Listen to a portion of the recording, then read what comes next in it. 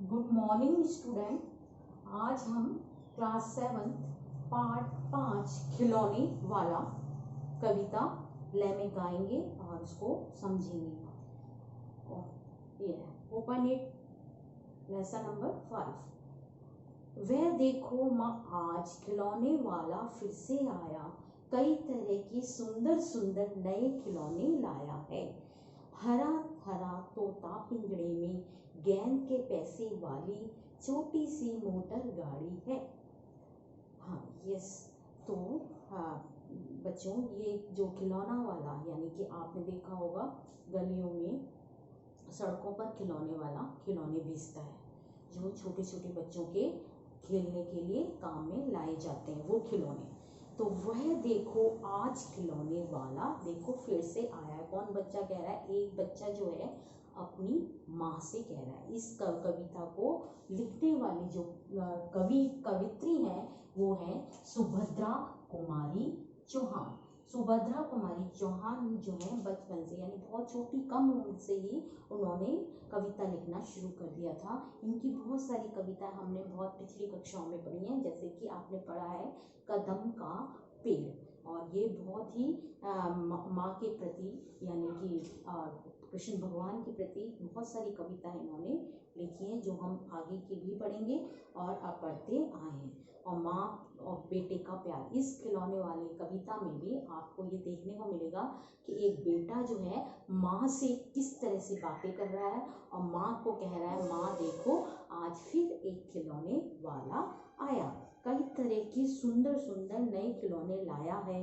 हरा हरा तोता पिंजड़े में, अब देखो बच्चा क्या क्या बोल रहा है, एक एक चीज बता रहा है कि एक तोता जो है हरा हरा है और गेंद एक पैसे वाली है, एक पैसे की गेंद है, छोटी सी मोटर गाड़ी है, सर सर चलने वाली, सर सर यानी कि भागने वाली गाड़ी यानी कि बहुत तेजी से चलने वाली, सीटी भी है कई तरह की सुंदर खेल, चाबी भर देने से भग भग करती चलने वाली रेल, यानी कि जो खिलौने चाबी से भरते हैं, चाबी से चलते हैं, वो खिलौने भी हैं इसमें, और वो चलते रह बहुत तेजी से चलते हैं चाबी वाले खिलौने। वो माँ अपनी माँ को बार बार माँ कह के संबोधित करके कह रहा है कि माँ देखो फिर से आज एक खिलौने वाला आया है।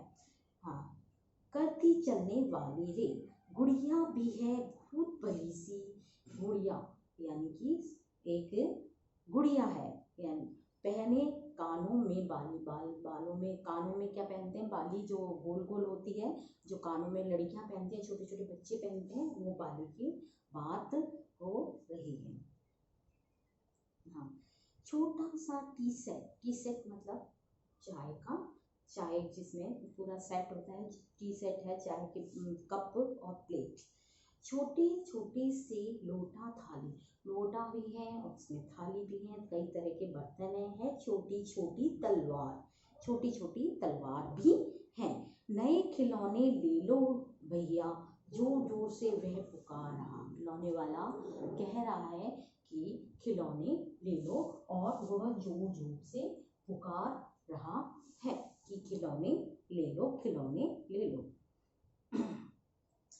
छोटे छोटे लोटा थाली, छोटे छोटे धनुष बाण हैं, जो धनुष बाण से आपने देखा होगा रामायण में और महाभारत में, जो योद्धा जो है ये तीर कमान चलाते हैं, वो भी छोटे छोटे से बच्चों के लिए खेलने के लिए धनुष बाण है, और जिसे निशाना लगाकर चलाया जाता है। तो है छोटी छोटी तलवार, तलवार भी हैं जो सेनापति या सैनिक चलाते हैं। जोर जोर से वह रहा पुकार, मुन्नू ने गुड़िया ले ली है, मोहन ने मोटर गाड़ी, मचल मचल सरला कहती है माँ से लेने को साड़ी, मगर सब बच्चों ने कुछ ना कुछ खिलौना लिया है। मोहन ने मोटर गाड़ी ली है और मुन्नू ने गुड़िया ली है, तो मेरे को भी एक खिलौना चाहिए। और माँ से सरला जो है मचल रही है, कह रही है माँ मुझे एक साड़ी भी दिला दो, कभी खिलौने वाला भी माँ क्या साड़ी ले आता है। अब सरला की बात को पकड़ कर वो बैठ गया है, बच्चा कह रहा है ये साड़ी लेना चाहती है, साड़ी खिलौने वाला नहीं लाता है। साड़ी लेने के लिए आपको कपड़े की दुकान पर जाना चाहिए। साड़ी तो वह कपड़े वाला कभी कभी दे जाता है। साड़ी जो है कपड़े वाला ही लाता है और वो कभी कभी दे जाता है।